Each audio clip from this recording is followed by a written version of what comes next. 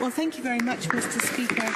And I'm glad that we're having this debate today on the report from the Standing Committee of Health that was produced in October of 2014, because it is a very important subject in terms of public policy as it relates to marijuana. And the first thing I want to say is that the report that we're debating, unfortunately, is completely biased. The name of the report is Marijuana Health Risks and Harms. So you can see just from its title that looking at this subject of marijuana, that the majority of the members of the committee, the government members, were only interested in building a political case for themselves to show what they believe to be risks and harms. So from day one, this report was the study and the report were very suspect because it's actually not based on an evidence and a scientific approach in terms of how we should be conducting studies of standing committees of Parliament. Mr. Speaker, we did hear from a whole number of witnesses, and it's very regrettable that the government members tried to prevent a number of witnesses from coming forward who do hold evidence-based views on marijuana based on a health approach, and it was very difficult to get that point of view across in the committee. However, I am pleased to say that we were able to get some witnesses who gave us, I think, a very balanced picture of what's taking place in terms of public policy. And I would say that the approach that was put forward, and certainly the approach that the NDP favours, is that we do need an approach that focuses on health promotion, on public education and safety, and we need to have an approach to marijuana that is more balanced. But this is something that did not result from this study and this report.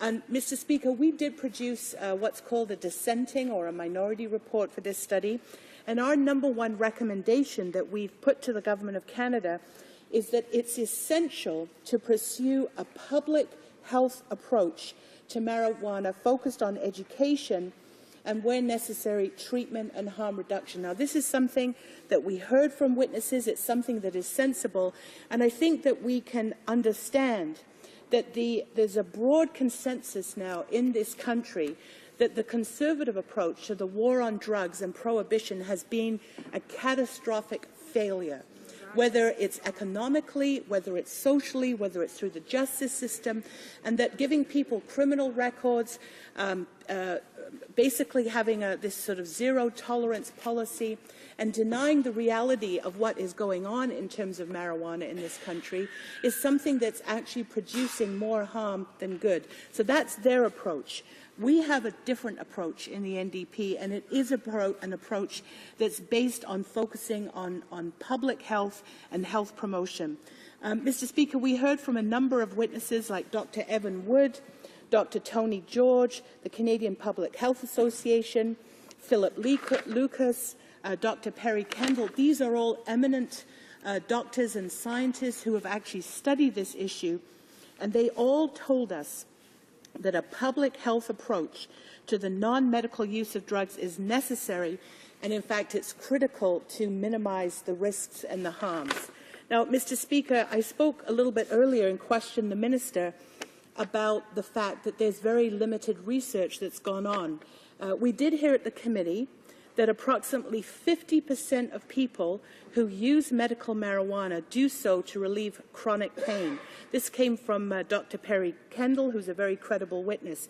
And in fact, we also heard from Veterans Affairs Canada that department itself pays for medical marijuana for the treatment of PTSD in veterans. And yet they all said that we do need to have more research on medical marijuana, but it's been very difficult to do so. Why? Because of the approach that the government has. So I do find it very contradictory that on the one hand they're willing to encourage research that will look at risks and harms, and yet there isn't one recommendation, there's not one recommendation in the majority or the government report that calls for research in terms of medical marijuana and some of the benefits that have already been shown. So much for a parliamentary study. I mean, I think it's actually shameful that it is so biased and prejudicial. Mr. Speaker, we do believe that we need to have more research done. We do believe that we need to take a broad public health approach. And in fact, what we think should happen, and this is one of our recommendations in our report, that we should establish an independent commission with a broad mandate, including safety and public health, to consult Canadians on all aspects of the non-medical use of marijuana and to provide guidance to Parliament on the institution of an appropriate regulatory regime to govern such use. Now, Mr. Speaker, why do we come to this conclusion? Well, we come to this conclusion because it's very clear that the current unregulated market has been a complete failure. It produces violence, stigma, and in fact controlled by organized crime. So it's very clear, and I think if you talk to most Canadians, they understand that criminalization is not the answer. In fact, criminalization produces a huge amount of harm in and of itself. So the reality is, whether the Conservatives can see it or not, they know it's there, but I think it's very clear that they politically choose to deny it. Our marijuana laws do need to be modernized, and it needs to be based on evidence and public health principles. Now, Mr. Speaker, this is something that's taking place throughout the world. We only have to look south of the border to see what different states, whether it's Colorado, whether it's Washington, there are different states that are taking a much more realistic public health approach to marijuana. And it's based on a balance of prevention, public health, well-being, harm reduction, community safety, and public education. That's the kind of approach that we need in Canada, Mr. Speaker. But it's something that this government politically has decided that they want to reject because they simply want to play a little political game. All they talk about is youth. I haven't heard anybody in this House or any witness that came forward say that they think that marijuana should be available to youth. In fact, it's precisely the reason that we need a regulatory approach, so we can set clear rules as to where use can take place, that in fact that it should be adults. We need to look at issues about commercialization. We need to look at issues of distribution, just as they've done in some of the states south of the border. So, Mr. Speaker, their sort of political mantra on this, where they focus on youth, and there are issues around youth of any substance, whether it's alcohol, whether it's marijuana, or whether it's any other substance. But that's only part of the question that we're looking at. And in fact, I would argue strenuously that a regulatory approach, a public health approach, would enable us to have a much better coordination and overview on what we need to do in terms of ensuring that youth don't have access to substances, whether it's marijuana or anything else, that are harmful. So, it's really staring us in the face, Mr. Speaker, that this is the classic example of you have an issue, and what's the response of the Conservative government? Tougher laws. Bring in mandatory minimum sentencing. That's what they did for drug crime, when everything that we see before us is telling us that criminalization of drug users, whether it's marijuana or other substances, is actually something that's producing more harm. And so it's abundantly clear that a public health approach that's been adopted by the medical health officers across the country, that's been supported by many major cities across the country. Certainly the city of Vancouver has led the way on this issue. And I just find it astounding that still today, as this report comes forward, the Conservatives are really just using this as what they think as a political hammer. And I want to say, I don't think it's going to work. It's a failure, because Canadians actually understand what this debate is about. Canadians understand that criminalization is something that's failed in this country, and that the so-called war on drugs, just as we saw with prohibition in the 1930s, was something that actually produced more crime and violence. And that's what we've been facing in Canada today.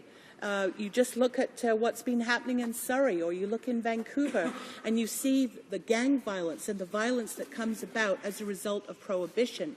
So, Mr. Speaker, in this party, we would rather be on the side of evidence. We'd rather be on the side of reality. We'd rather be on the side of a proper regulatory approach that produces a coherent response based on public policy and public health to the issue of marijuana. And so I think they can, rant all they want, and they can try and create this black and white situation. You're either with us or you're against us. We've heard it so often in this House. But I can tell you, Mr. Speaker, Canadians are not fooled. They know that we need to have these laws modernized.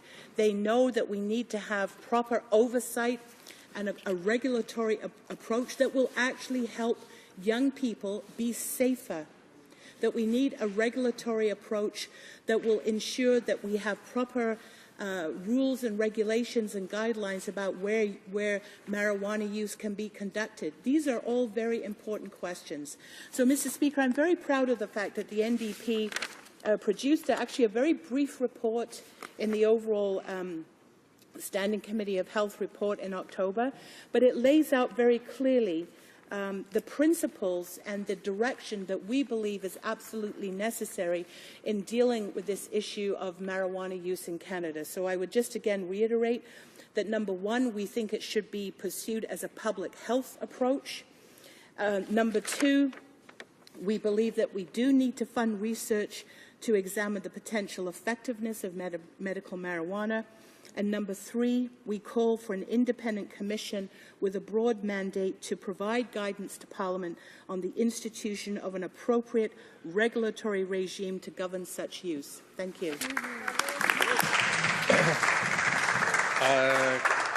Questions and comments? Honourable Minister of State for Western Diversification. Thank you, Mr. Speaker. In my role as Minister of State for Western Economic Diversification, I end up finding myself spending a lot of time in the beautiful city of Vancouver, which I know that my colleague opposite represents a riding in there. One of the issues that I hear outside of my economic portfolio is the issue of the marijuana dispensaries that are operating illegally in British Columbia right now and in other cities in the country. The fact is they are operating illegally, and I'm wondering, since my colleague opposite represents a riding in a city where this is a big issue for many people, if she could give her specific thoughts on the marijuana dispensaries that are operating illegally in the city right now. The Honourable Member for Vancouver East. Well, I thank my honourable colleague for the question. It's actually a very good and thoughtful question, because she is correct. There are numerous, medical dispensaries for marijuana. I have probably most of them in my riding of Vancouver East. And the reality is that in Vancouver, the local law enforcement have basically not enforced whatever laws they could against these dispensaries, nor has the City of Vancouver in terms of any zoning or licensing. They do have businesses licenses because they're not considered to be harmful. But the member may not be aware that recently the City of Vancouver made an announcement that they do want to actually provide a proper licensing and sort of regulatory approach to these medical dispensaries. And it was very interesting to hear the response from the Minister of Health in Ottawa, who's so far away from what's going on in Vancouver. And of course, her response was nothing surprising. It was no, no, no, no, no. This is not going to be allowed to happen.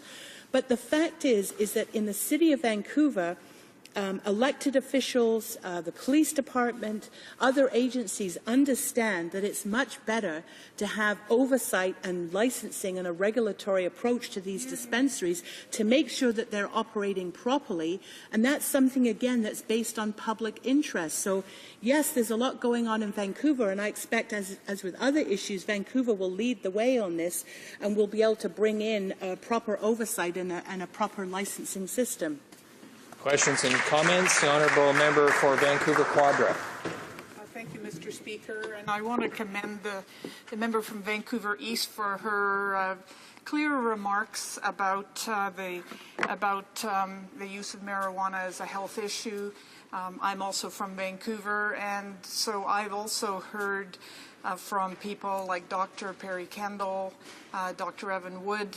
Well, actually, four of the Attorney Generals of British Columbia have spoken out for legalization because of the crime factors and the access to youth in this situation where prohibition is the conservative government approach. So I didn't disagree with anything the member said, but everything she said was consistent with legalizing so that you can regulate and control this product, and you can put it out of the access of young people, and you can take it out of the criminal hands.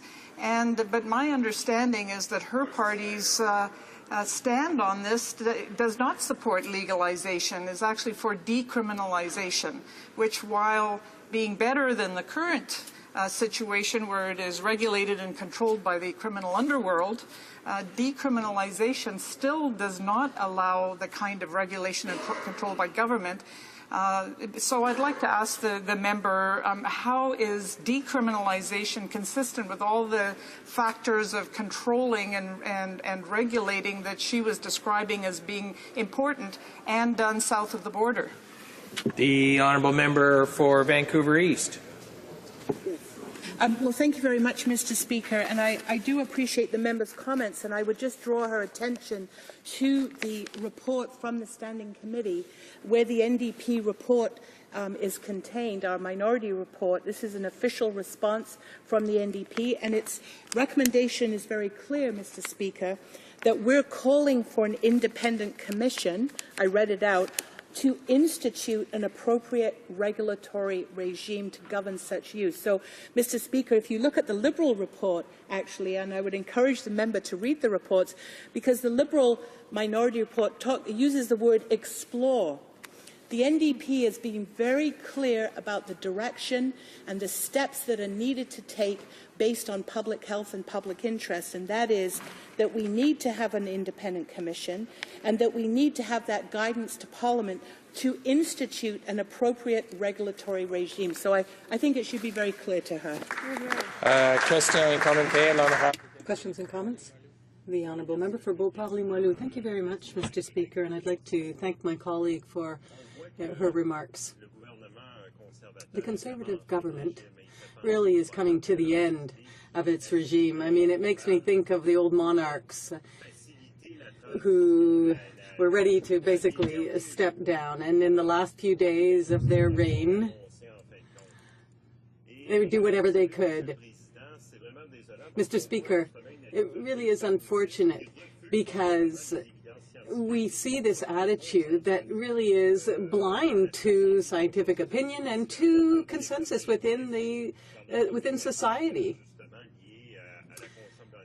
when it comes to the use and consumption of marijuana. So I'd like to hear my colleague speak about the witnesses who came before the committee and who were concerned about the government's approach in terms of the use of marijuana. Vancouver East. Well, thank you very much, Mr. Speaker, and I really appreciate the clarity with which my colleague has put forward this issue, and he's quite right.